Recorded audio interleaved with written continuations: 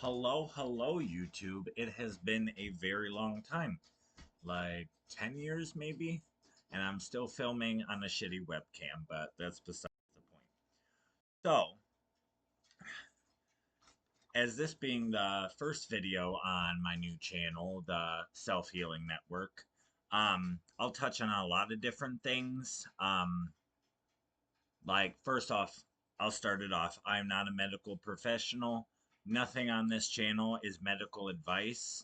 I do recommend seeking a licensed therapist and or licensed psychologist, but this I will blend in my own experiences with childhood abuse as well as um, toxic and narcissistic relationships and abusive relationships in adulthood, as well as information I have learned over the past 16 years from therapy, um, different books, different doctors, different people.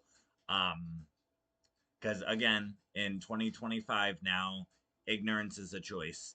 And the biggest thing, I guess, would be yourself. Like, okay, this is not studying for a test. This is yourself. You have to live the rest of your life with yourself. It's definitely worth the work. It's a lot, and I won't say it necessarily gets easier, but I will say that things do become more apparent, things do become more clear.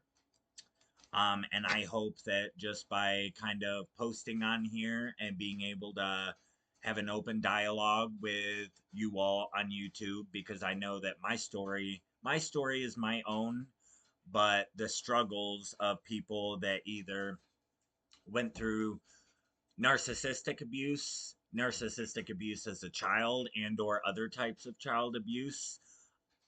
I see you. There's many people.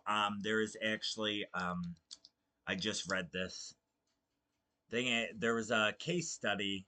It was 3 million people that had or 3 million cases of child abuse, for instance, and 80% of them were from parents. So I know I'm not the only one that has definitely kind of had, I guess, for lack of better words, had my heart broken by the people that brought me into this world. And I know that I can find a common ground and a lot of relatable topics and or feelings with all of you. So I guess why I chose like more of a, I guess, kind of self-led healing journey. Like, yes, I have been to therapy. I started therapy at 14 years old. I started medication therapy at 14 years old. Um, and the more versed I became from learning things from therapy, um, I went that extra mile to then research on my own, to research about family dynamics that were similar to mine, to research about post traumatic stress and CPTSD, which is complex post traumatic stress disorder or developmental trauma. So, in those developmental years of childhood, um, there were things like, for instance, EMDR therapy, eye movement desensitizing reprocessing. That's what it is. Um, that personally, like, that is a great therapy. It has worked for so many people, and the concept worked for me.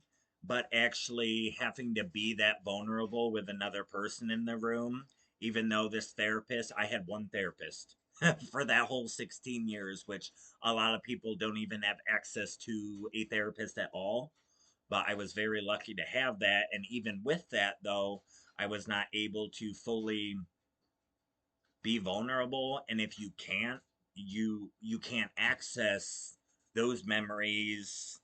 Um, Traumatic, of course, you cannot access those to then kind of relive them and reprocess them. And that is what EMDR is. So eye movement. Um, they use either, fingers. They can do tapping on the knees. Like what I did was I held two little things in my hands and they would vibrate back and forth. Just, ding, ding, each side, and that gets both hemispheres of your brain working. Because like even if you close your eyes and you're doing, say, either they're tapping on your knees or on your hands, or you have the little handhelds that vibrate, if you close your eyes, you will feel your eyes are going.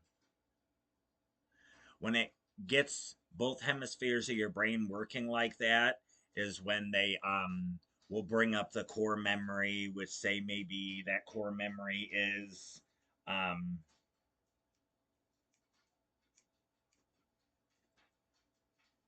you a family pet died or a parent or family member, or you witnessed a traumatic event like a natural disaster, etc. You will take that core belief, or core memory I should say, and build off of that to then kind of almost, I guess, make yourself relive those under the guidance of a licensed therapist to desensitize. That's the D in the EMDR, which, if you think of like a traumatic memory as a Polaroid, little picture, okay, that when that Polaroid picture is from a traumatic memory, it is not just stored away as, okay, this is the picture, I'm putting it in my memory box. It is stored with an emotional charge. So that would be why, when you get triggered by something, that you feel that emotional trigger, you feel that tightness in your throat, or your heartbeat increasing, or sweating, or the tightness in your chest. Those are the emotional charges, the emotions, intense emotions that are attached to that Polaroid, to that memory. So the eye movement, desensitizing, reprocessing. So the goal of EMDR is to take that Polaroid memory, to remove the emotional charge away from it, and then reprocess it back in. So then you can then look back, on that memory, even though it was traumatic, but then there is no longer an emotional charge to it. So that's the basis of EMDR. Again, why it didn't work for me, I feel, is that I was not able, at least the last time I tried it, to be fully vulnerable. And also, this was 3, 4 years ago, and I was not quite able then to also access a lot of that stuff, because there was work needed in other areas of myself and my traumatic past to then bring other things to light. Because a lot of times when it comes to this stuff, like, you can't think of it like this. Those of you that play video games, like, you beat the whole game, and then a lot of them you can go back and kind of pick which level, no matter where at in the game, in the sequence, you can pick and just kind of play wherever. For me at least, that wasn't possible with trauma work. I had to almost, like, I could not open one door until I got through the corresponding one. And you know what I'm saying? And it's like almost like those revolving doors. You know what I'm saying? That spin is like, until you completely close the one behind you, you're not going to be able to go into the one in front of you. And navigating that was definitely difficult, but that is what the basis of this channel is, also, is sharing that all with you. And hopefully, whether in the comments, private messages, we can open up a conversation about this and be support and be there for each other.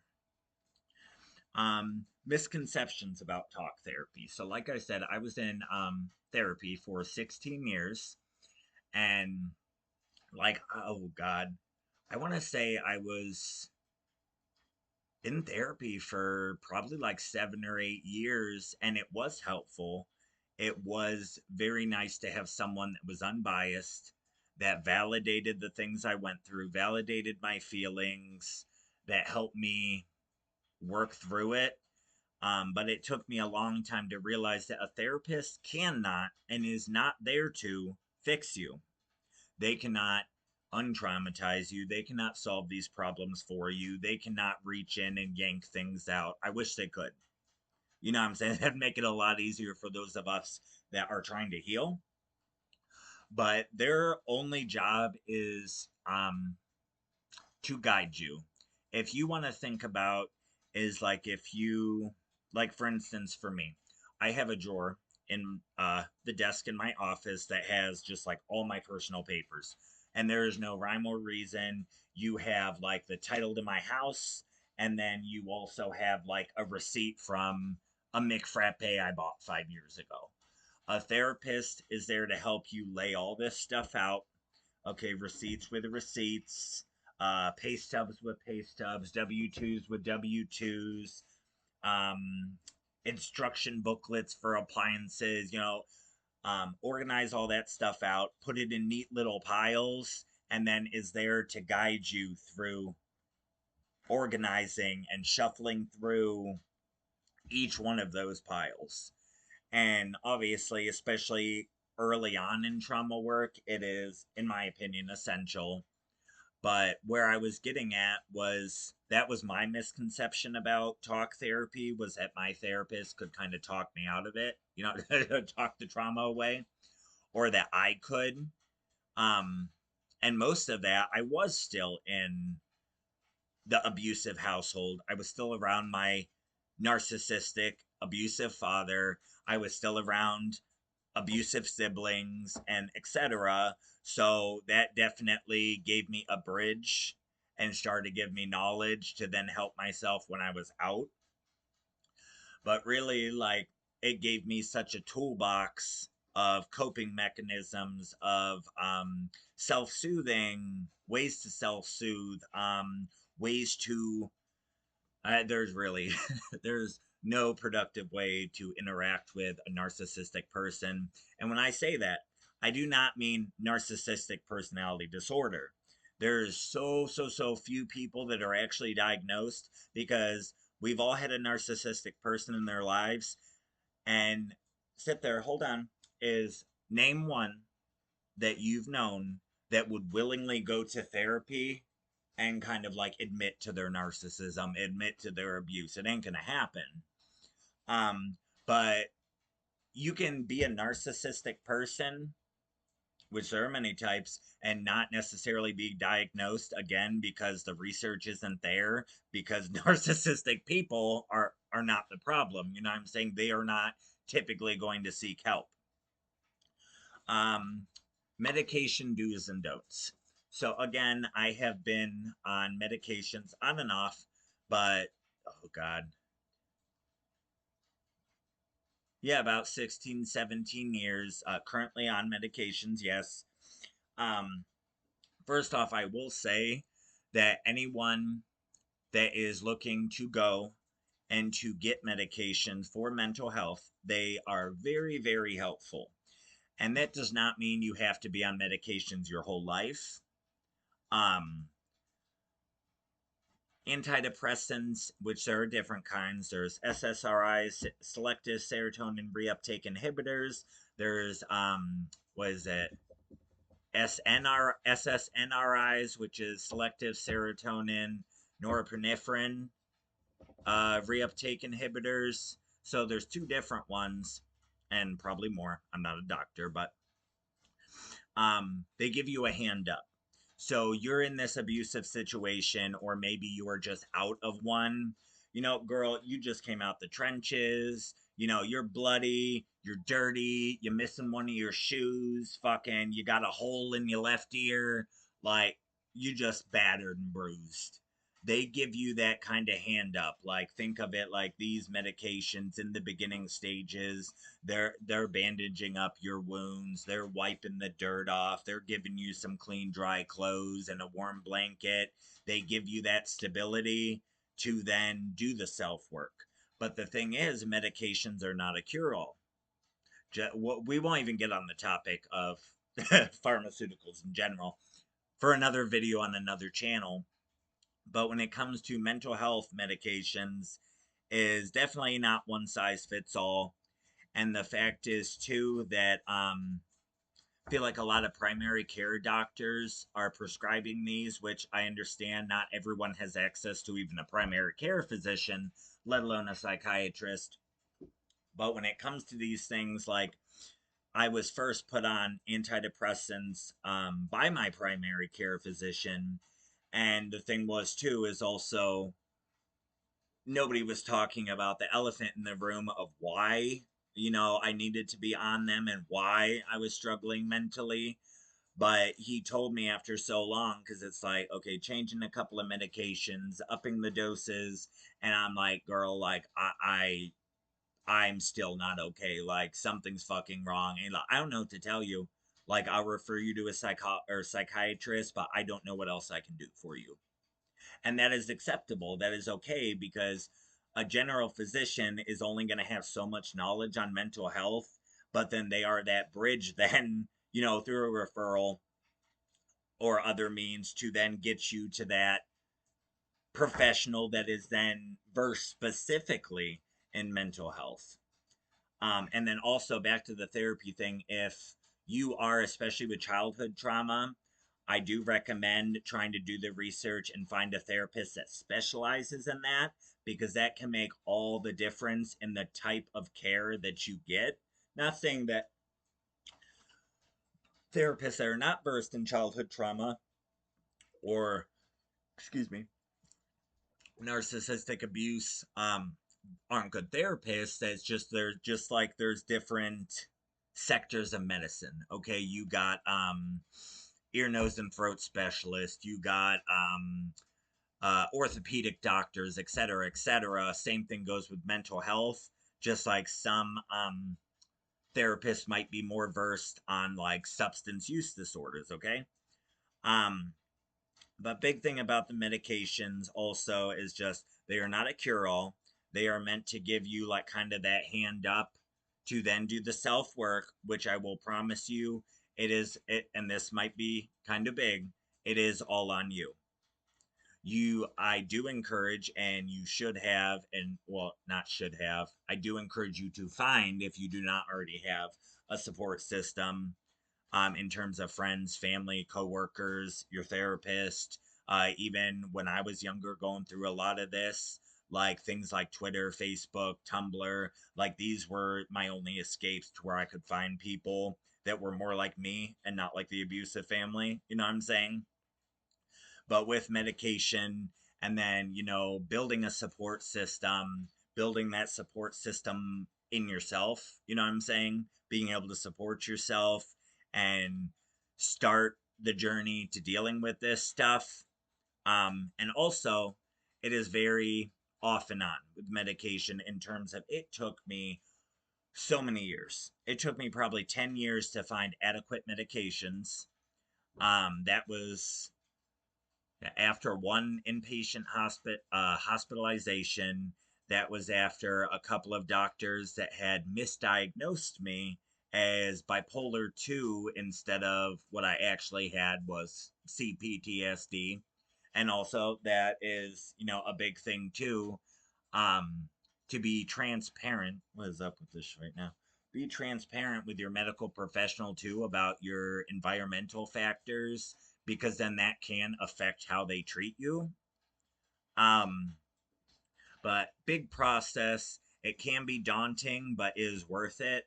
I have been on the same set of medications and actually now at a lower dose than I was previously. I have found what works for me, what works for my body, because everyone's body chemistry is different. Everyone's brain chemistry is different, just like everyone's experiences are. So that is something to definitely look into. Do your own research as well, because something also I learned is you have to advocate for yourself, that you are kind of the curator of your own healing, of your care. So, you know what I'm saying? And you are paying the doctors, whether it's you, your insurance, whatever, you know what I'm saying? They are being paid to treat you. So, advocate for yourself. And I promise you, you will need to. Not every doctor is going to be splendid. And that also might mean finding another one. You will find yours, like I found mine, as well as therapists, whatever. And there are different types of therapy. We'll get into that in another video. And then we'll get into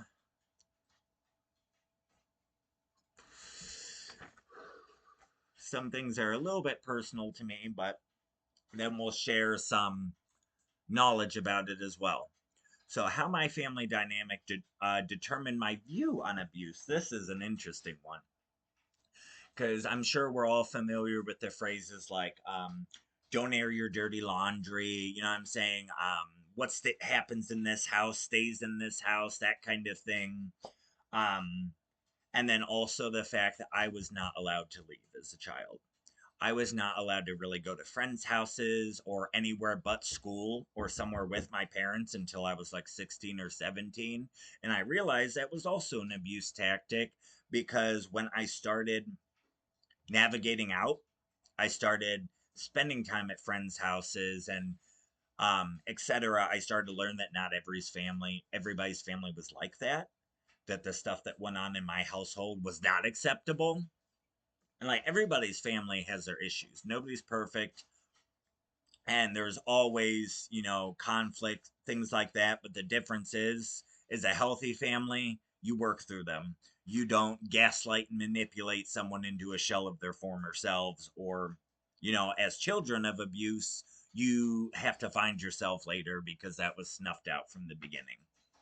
Um, but the invalidation, the minimizing of everything that went on in the household, then that led me to kind of view like, wait a second, like my dad just like broke a dinner plate over my head. Oh, that wasn't too bad. I guess I was running my mouth. When in reality, that is completely unacceptable to do to anyone for any reason, let alone a child. But the dynamic of my family made me to, I guess, be less reactive and less, I guess, affected in a way, of like the way I thought about the abuse that was ongoing is I normalized it because for me it was normal. Um Also, future relationships as an adult, you don't catch things as easily. You know what I'm saying? If you don't think, say, punching your partner in the face, if you think that's, oh, well, we just got in an argument and it got heated, that's fine, I'm sorry, whatever. Like fucking that kind of thing, you're more apt then to repeat those situations in adulthood out of familiarity. If I, familiarity. Um, because you don't have anything to draw on, and that chaos is familiar. And the thing about chaos is when you're always in it, then peace feels like chaos because it's unfamiliar. Okay. Looking at my notes here. Okay, so then like some of the behaviors that were involved in my family system, and keep in mind it's not the people. Like Dr. Romney, she is on YouTube. She is fabulous. I actually just finished reading her book, It's Not You. Great read. I recommend checking her out on YouTube because she has so many free informational videos. Please check her out. But the behaviors of these people, because again, it's not the person, it is a behavior. You could be a psychopath, and that's perfectly fine. It's the psychopathic behaviors that affect and harm people that are the issue, right? So, like, okay, couple things that were in my household, which a lot of people deal with, invalidation. So, invalidation, minimization in terms of, okay, what you went through wasn't that bad, or what you went through didn't happen, or it wasn't that serious, or um, something as simple as like talking to my mother at some point was, we'd talk about deep stuff from here and there, right? And I'd be talking about something as seemingly simple as not being genuine, I guess. And you can tell not being genuine and taking accountability, or not being genuine and giving support and expressing, compassion to someone and empathy that is either going through or hasn't been through these things. You're pushing it down. You're invalidating the fuck out of it, either saying that this did not happen or it did not happen that way, which is also gaslighting. again, another topic. Deflection. Okay, so something common, even that I had realized in one of my first serious adult relationships, was deflection as well as projection in terms of, like, say my ex-boyfriend and I, we'd be having an argument, okay, and it would be something simple as, like, okay, maybe he did something specifically to hurt my feelings, um and I would bring that up, like, previous to this it was a great day, great week, whatever, and I just wanted to bring up this specific thing that he did or said or whatever that hurt my feelings, upset me, made me feel a certain type of way. And it was like, I Dr. Romney refers to it as word salad. So confuse, confuse, confuse, and then deflect and project. So it's just like, okay, well, I'm bringing up the fact that you called me a bitch earlier, but then somehow 2 minutes later, we're talking about how 6 months ago I forgot to plug in your phone before we went to bed and you went to work with a dead phone. You know what I'm saying? Just completely off topic, confuses you. That's another hallmark of narcissistic abuse. But again, we'll get to that later. Erasure of family history. So this was a big one in terms of finally coming to terms with, like, how I felt about my mother. I had went no contact with my birth father 11 years ago, and up until recently still had contact with my birth mother. But the biggest thing too is I've realized that in terms of trying to make her, not the bad one, um, she had erased family history to me. I am the youngest. Like, she had spent all these years talking about things in front of me, talking about things to me, and this can be as seemingly simple as, like, she got remarried to my stepdad, okay? Been married for like 9 years, and I would hear her telling stories about, like, things that happened in my childhood, and either it was completely not her fault, like, of course not, it was all my dad, which he definitely in a way was worse. We'll get more into that topic later. But every time she would tell these stories, it would more and more paint her in a better light. She literally over time completely wrote out so many instances of abuse that were at her hand, or either she was complicit because, hear no evil, speak no evil, see no evil. Like, no, you're complicit. Like, you're just as guilty. And that affected me into my adulthood. Like, I am 28 years old, and that was something that I just really realized, that even into adulthood, I was being manipulated to not see her as the perpetrator. Um, so yeah, erasing family history, pretty much, kind of trying to rewrite the history books.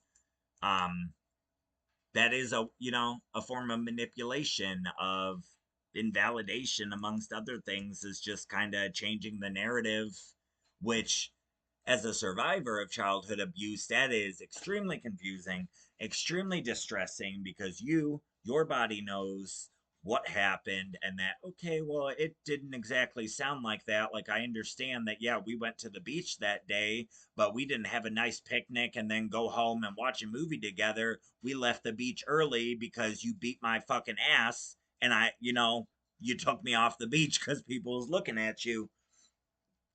Um, Smear campaigns.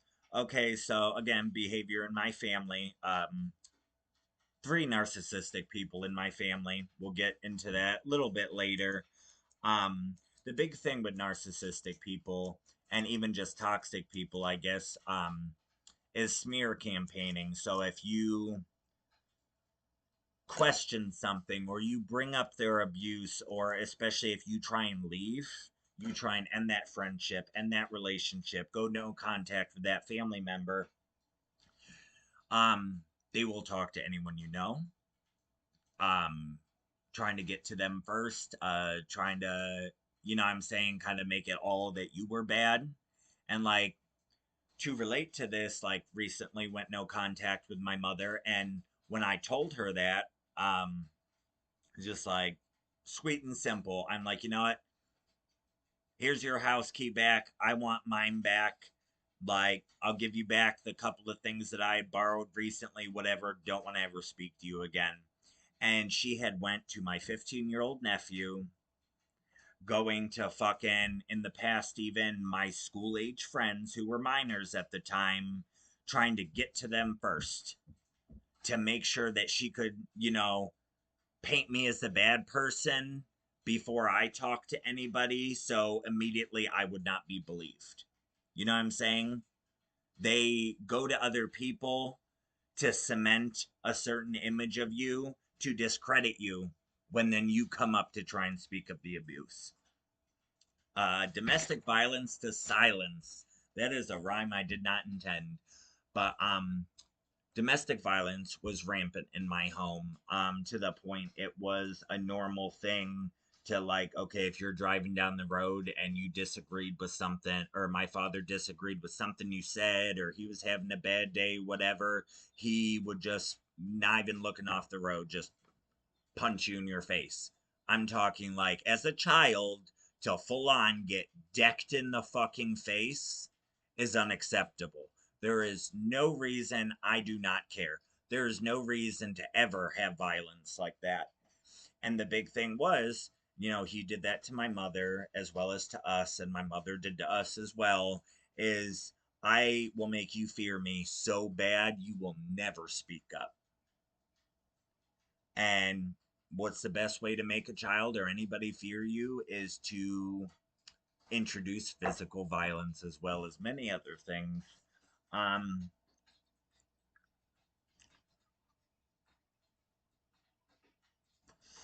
how childhood abuse creates our sense of self. So this was something I've been reading about actually today, and that I wanted to touch on because that's something, as being a survivor of childhood abuse, being a survivor of narcissistic abuse, has been I have had to find my sense of self for the first time.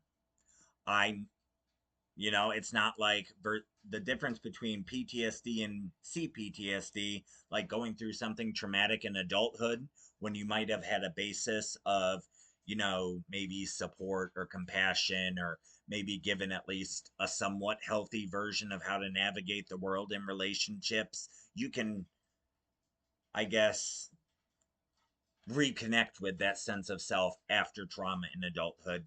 But when you go through developmental trauma or childhood trauma, it's almost like putting together a dining room table, you know what I'm saying? But you put the legs from the chairs on the table and it's really short, and then you put the table legs on the chair and now you're short, but somehow the chair is 10 feet tall. Like, you're just all out of whack. You're put together without the directions, and you have to kind of find that for the first time. And like things that a lot of us, I'm sure, have heard is things like, oh, I'm beating you, or I'm yelling at you because you're bad, or I'm in a bad mood because you're bad. Um, just that instills in you as a child that you are inherently bad. You just existing is bad. And as well as, God forbid, you have feelings or express distaste for the treatment you're receiving. Also, lovely invalidation as well. But that, how that can set up you for having like the self-talk is uh, okay. For instance, we'll use like back in the day, like when I was a little newer to the healing journey, um I had things like anytime something would go wrong, whether it be something I couldn't control, like fucking some random car repair came out of nowhere, or I got in trouble at work, or whatever, I'd come home and I'd sit there and be like, you're such a stupid bitch. You're a stupid fucking fat bitch. This is because you're stupid. Like, and that was my self talk. That was my sense of self, or lack of, was that, I'm saying these things that were completely, I guess, arbitrary, I can't even speak, that necessarily, if Your car breaks down. Are you going to blame it on your weight? Are you going to blame it on your ethnicity or your sexual orientation? No. But in, growing up, say in my household, that was, if we didn't get a job or didn't get a part in a school play, it was like, oh, well, they don't want a fat kid to star in the play, like things like that. So then that became how I spoke to myself, how I thought about myself. Very distorted, of course. And then, same thing as if you have a little bit healthier background of family, as then you're hearing things like, okay, good job, try again, or, yeah, I don't have much experience to draw on this. Um, Positive reinforcement, parents, stranger danger, what I'm saying, teaching you about how to be safe around strangers or to, make sure that you are aware of, to your best knowledge, not being in a position to be vulnerable to a stranger, etc. um then, if something happens that might be of more, like, say my car breaks down, it's like, oh well, it's a 30-year-old car, or yeah, the engine's been knocking for a while now, like, what I'm saying, it's more rational, it's more logical, versus when you grow up in an abusive childhood, let alone under like narcissistic abuse, which a lot of us have, is it's always back to you. It's always, everything bad happens because of you. And, even other people's behavior is made out to be it's because you were bad or because you made me upset. No, especially as an adult, the child is never responsible for your behavior. The child is never responsible for your violence. The child is never responsible for your actions as an adult. That is your failure as a parent. Oh, and this is a good one too. How my abuse made me unable to set boundaries. These were met with even worse abuse, gaslighting, etc. So, for instance, when I first, not first, but a couple years into therapy, learning a lot, I was going out and doing my own research, which, especially those of you that, even if you're far into the healing journey, I recommend reading, for one, Dr. Romney's book, It's Not You, and then a book by a Belgian psychiatrist. His name is Bessel van der Kolk. The book is called The Body Keeps Score. And a lot of what that book touches on is the physical effects of post traumatic stress, the physical effects of trauma, the physical effects of unprocessed trauma, especially because we've all been through some traumatic stuff, even on the lesser end of the spectrum. But it really comes down to the resources and support you have, as well as where you are in and of yourself. Because we do have to also support ourselves. We do also have to know how to self soothe, which you're not taught in an abusive household. Um, Talking to my mother about something, she was being very dismissive, and whatever the subject was, I felt the need to say, you know what, I used a word I like learned in therapy at the time, which was cognitive dissonance. Cognitive dissonance is you you have strongly held beliefs, and anything that contradicts that you refuse to see, I guess, to kind of simplify the definition. So, like, for me and my siblings used to joke that my mom was so delusional that she would literally, you could argue with her about the color of the sky, it's clearly blue, but she's swearing up and down, crying, uh putting lives on it that the sky's actually pink. Cognitive dissonance. No matter what you're presented with, it contradicts strongly held beliefs, and that is uncomfortable.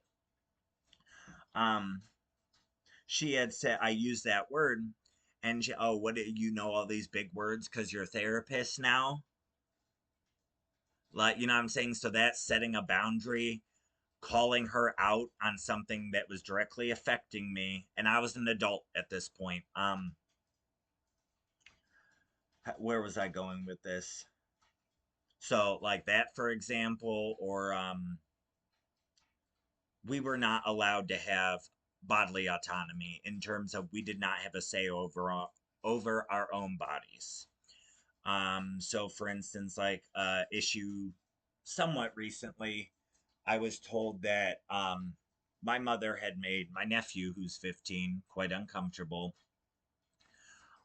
because she had like smacked his butt jokingly. He said, I don't like that. Do not do it. I changed your diaper. I can touch your ass whenever I want. No, you can't. It's anybody, let alone someone that's, 15. You do not have a right to their body. You do not have a say over their body. You do not get to decide whether or not, a touch is okay. You don't get to decide that. No ifs, ands, or buts. Those types of things affected me in adult relationships. For instance, I have been sexually assaulted as an adult. Those situations, um, being in those, and it's like, oh, why didn't you say no? Why didn't you fight back? Why didn't you do this? What I just told you, okay, I was met with A, B, C, and D negative reactions to setting boundaries, which was usually further gaslighting, further abuse, further manipulation, a lot of times physical as well as verbal. Then you're in that predicament as an adult and you're kind of vulnerable to re victimization because, okay, in those instances, I could not speak up. I could not speak up when some creepy dude put his hand on my leg, or um at a bar and some old dude touched my butt or something. I've had as a 17-year-old friend of the same age, her boyfriend who was 50 years old. Yeah, we won't get into that. Um Walked straight up to me, looked me in the eye and grabbed my junk. Yeah, and I felt like I could not say anything because I had been raised like what I just told you between my mother and my nephew. You do not have a choice over your own body. What happens to your body is at the discretion of whoever wants it. That led into, my first serious adult relationship to where that was normal. The chaos was normal. The invalidation was normal. The lack of respect for boundaries was normal. And keep in mind, do not set a boundary thinking that okay, this person has to respect it, because especially if someone is truly narcissistic, they do not care. They have no ability to care. They not at all. The thing, that boundary is there for you. And in other words, that is like a guideline. That is a recipe for this is what I will not put up with. The boundary setter, as you, that is me. We have to respect and stand firm on those boundaries, because if we rely on other people too, they will be crossed constantly. Some of the physical health effects of unprocessed trauma, PTSD, CPTSD, or kind of under a broader umbrella, even if you don't have those diagnoses, um, having gone through developmental trauma or having gone through, maybe a rape, um, a mugging, a burglary, robbery, car accident as an adult, etc., is not processing that trauma, not dealing with it. The body keeps score. Um, it will fester.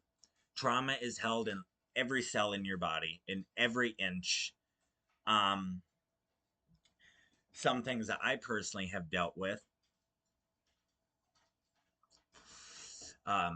2022, I was diagnosed with rheumatoid arthritis, an autoimmune disease. Um, my mother, off topic, from narcissistic abuse as well. She had fibromyalgia. She was diagnosed with hypothyroidism and psoriatic arthritis, which are all autoimmune diseases. And fibromyalgia, they were finding more that I believe a lot of um, people have called it neuropathic pain because it's of the nerves. Um, Body armoring is a common symptom of trauma, of enduring abuse, to where you're just you're tight all the time because you're waiting for that next shoe to drop. You are waiting for, your husband to come home screaming because the house isn't clean or screaming because he had a bad day at work, whatever. That is detrimental to your body. Holding on to pain, holding on to trauma is detrimental to your body, and your body will let you know. Um, as well as that autoimmune diagnosis I've had, something that I'm sure so many of you can relate to is digestive issues, like IBS, vomiting, diarrhea, when you're anxious or triggered, this condition of your skin, you know, something as simple as that, or like I started getting gray hair way earlier than I should have. Um, Issues with sleep. And then, of course, things like that can make things worse, can make existing health conditions worse. So, trauma, in a way, is like it's like opening a door to all these possible physical ailments, or it's detrimental. It's like driving a car 50,000 miles without an oil change. You can't do it and expect nothing to break. And that goes for us too. Um, And in conclusion of this video, it's getting a little lengthy, but no matter what background you come from, no matter what religion, what culture, what socioeconomic status, what social class, um, what language you speak, what part of the world you come from, what you like, what you dislike, it doesn't matter. Um, the effects of trauma, the effects of abuse, especially childhood abuse, will are felt long into adulthood, and lack of sense of self, lack of autonomy, lack of discernment in future toxic and narcissistic relationships. So that goes back to kind of what I said, can lead to re-victimization, in terms of you're used to a certain type of treatment, you're used to a certain type of dynamic in a relationship, and you do subconsciously kind of look for those, because the peaceful relationships that are actually healthy are uncomfortable because you're not used to it. So you tend to gravitate toward the ones that remind you of, good old mom and dad, or that sibling that was abusive to you, etc. And then that lack of discernment, that lack of sense of self, or lack of bodily autonomy can lead to you getting into future toxic relationships, furthering your trauma, re traumatizing yourself, or adding, more to that already long list. So I hope you guys enjoyed this video, and I hope to hear from anybody. Hopefully, some of this resonated with you, and this is the first out of a long series that I would like to do. And hopefully, have a nice open dialogue with all of you, and maybe even hear some of your stories.